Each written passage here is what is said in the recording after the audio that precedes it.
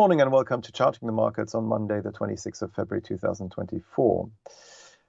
Increased foreign investment in Japanese stocks has led to another record high for the Nikkei 225 last week, and signs of a sustained profit growth for Japanese companies could lead to further upside being seen in the days and weeks ahead. And if we look at the daily financial bet of the Nikkei 225, as we can see here, short term we are consolidating in very little volatility today, as significant additional foreign funds are likely to enter Japan's stock market, though we will most likely take out that recent high we made last week, around 39,638, and head up towards this psychological 40,000 mark. So psychological resistance is basically made up of round numbers towards which markets tend to gravitate, and this is what's going on here.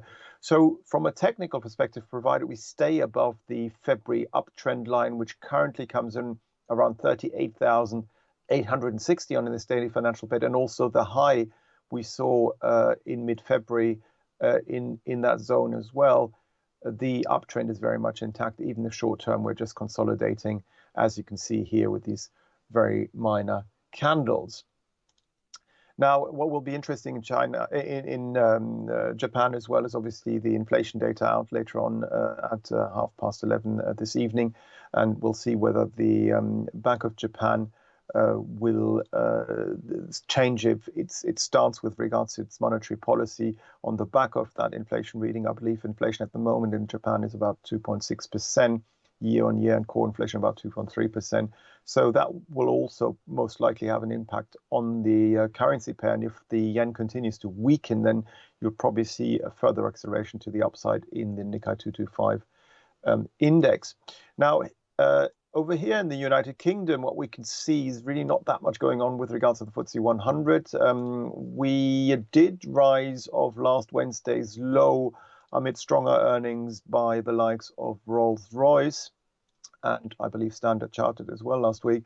But earlier this morning actually did come off, as UK house builders are being investigated by the regulator for having colluded with regards to the quality of their homes and sharing information with regards to pricing and supply of their homes, and that has led to all the house builders coming off earlier this morning, which impacted the FTSE 100, as you can see here. And from a technical perspective, we need to take out Friday's high at 7,717 in order for us to head back up again towards last week's high at 7,750, above which we have the December high going back there to 7,769.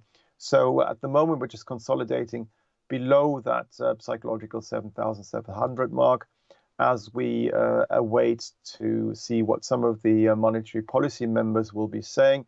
We've had one monetary policy member earlier this morning talk already. Can't remember his name, but I believe there's another one this morning at 11 a.m. also. So maybe that will have an impact short term on the FTSE 100, though I doubt it, to be honest. Now, that leads me to just look at the chart. And if we look at the chart, we can see here that, we've got a support line in place, but it really doesn't say much. Basically, provided we stay above this orange line here, the 55-day simply moving average, and also last week's low between 7,634 and 23, the recent uptrend we've seen from the mid-February lows remains intact. But as I said, we need to take out Friday's high at 7,717 for us to continue to the upside. Now, in Germany, what we're seeing here is the DAX 40 contract basically continuing to advance. Short term, it's consolidating below last week's record high on this all-time record high on this daily financial bet here at 17,448. And we can see here the short-term consolidation taking shape.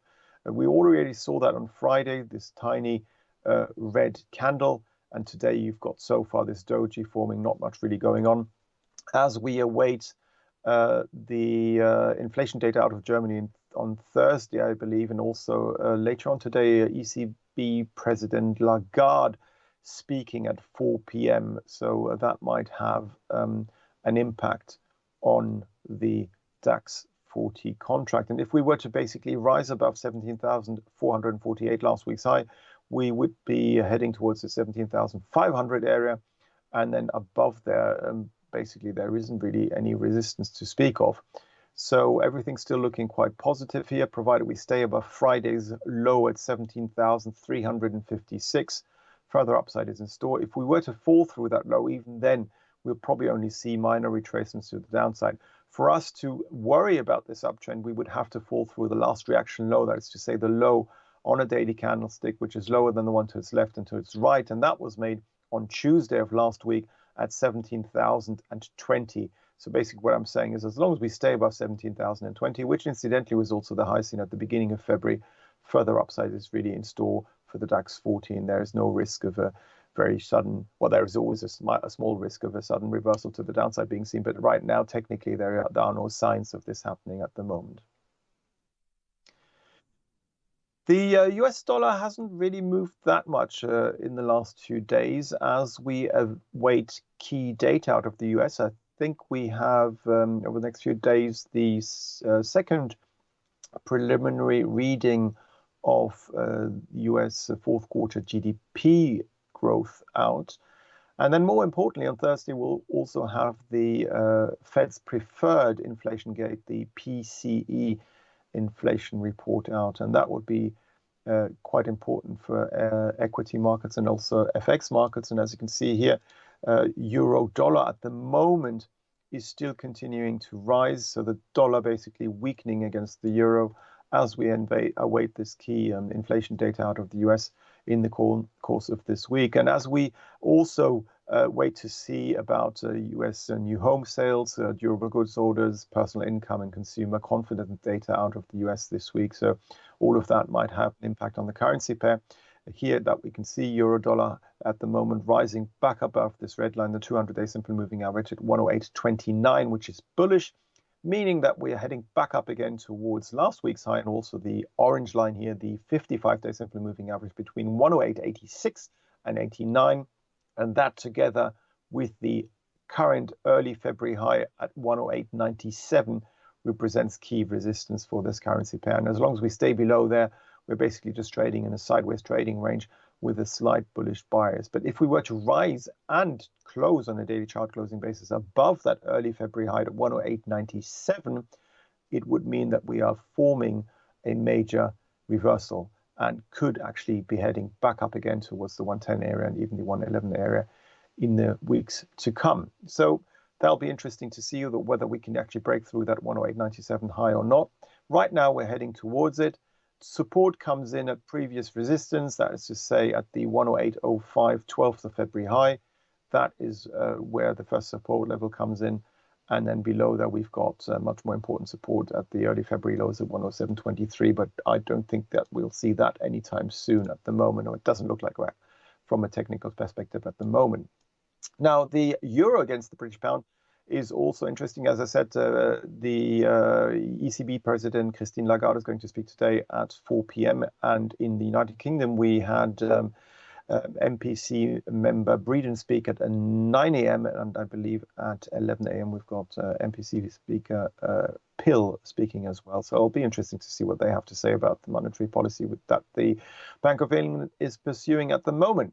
But the euro seems to be appreciating across the board at the moment, which is why it's also rising against the British pound. As you can see here, we dipped down on Friday to 85.29 before we resumed this ascent we've seen since the mid-February lows at 84.99. And as you can see here, we're now heading back up again towards the early February and last week's high between 85.72 and 78, which represents key resistance. If that were to be breached, we would most likely have formed a sort of bottoming formation here, perhaps even an inverse head and shoulders pattern, which would then take us probably way above this red line, the 200-day simple moving average. But that is just jumping the gun at the moment. So far, what's happening is we're just heading towards this key resistance area between 85.72 and 78. And this resistance area remains in play, provided we stay above Friday's low at 85.25. 29 on the daily chart closing basis. Another currency pair that's really interesting at the moment is the US dollar against the Japanese yen. You can see here we've traded sideways around the psychological 150 mark, but for the last 4 trading days have actually seen gains above the 150 mark, as the Bank of Japan is likely to look at this evening's Japanese inflation data, and we'll have to see whether any changes in the Bank of Japan policy might impact the currency pairs, the currency pair here, and strengthen the yen, because what we're seeing so far is the yen weakening and the currency pair, as you can see here, the US dollar against the Japanese yen rising. What we need to see for this ascent to continue is a rise above the mid-February high at 150.88, in which case we could then head back up again towards this all-time record high going back to last November at 151 yen and 91 sen on this daily financial bet, which was the all-time high. But don't forget that the Bank of Japan last week hasn't really said anything, but the finance minister in Japan did basically did some verbal intervention, and perhaps we might see this verbal intervention also in the days ahead by the Bank of Japan if we were to continue to rise towards this key all-time record high. So watch that space. Basically, from a technical perspective, provided we stay above the uptrend line going back to December of last year, which today can be seen at 149 yen and 74 sen, the uptrend remains intact. And you can see here there's very little volatility in this currency pair at the moment. So I wouldn't be surprised if this state of affair were to continue until this evening at 11:30 UK time, when the inflation data comes out. And after that, we'll probably have a spike in volatility either to the up or downside. Now, the oil price has been interesting of late, and we saw it come off earlier this morning. As you can see here on Brent crude oil, we are following through from Friday's fall through this red line here, the 200-day simply moving average, which happened on demand worries to do with a sluggish Chinese economy, the world's largest importer of oil, worrying investors about future demand, and therefore you can see here amid ample supply, the oil price falling. Now, on Brent crude oil, we are currently in the process of testing the mid-February low at 80.40 on this front month futures contract, as you can see here. If we were to slide through that today and close below that level, 80.40, that is, on the futures contract, we would be heading down again towards the orange line, the 55-day simply moving average at 79.24. And below there, we also have the December to February uptrend line at 78.38 to contend with. So these are the downside targets, provided we stay below last Thursday's high at 83.08 on a daily chart closing basis. But it looks to me, now that we've fallen through the 200-day simply moving average, that further downside, at least short term, is likely to be seen in the days ahead. Spot gold is also interesting if you look at the gold price, because we saw last week quite significant gains in the gold price here, as you can see, take us back above the orange line, the 55-day simply moving average at $2,033 per troy ounce. And this is where we're trading today. As you can see, very little going on, very little volatility as we await this key inflation data out of the US later this week on Thursday. But we are heading towards the December to February downtrend line, which comes in at $2,043 per troy ounce. And that we would have to break through to the upside for us to re-engage the mid-January and also all early February highs between $2,062 and $65.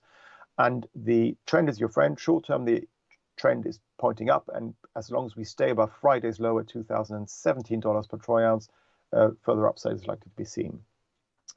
Now, the last commodity I'd like to look at is the silver price. And you can see here, silver price is also coming off, as you can see. But as we just saw on the gold price, it rising last week hasn't been replicated by the silver price, which actually fell last week. And we're continuing to slide here and look to break through Friday's low at $22.57 per troy ounce on this daily financial bet of the silver price. And if we were to fall through there, we will most likely also fall through the mid-December low at $22.51, which would mean that we could head back down again towards the November, January, and current February lows between $21.93 and 89 cents. Thank you very much for watching Charting the Markets with me, Axel Rudolph. Please feel free to follow me on X. My handle is @AxelR_IG. Have a lovely week.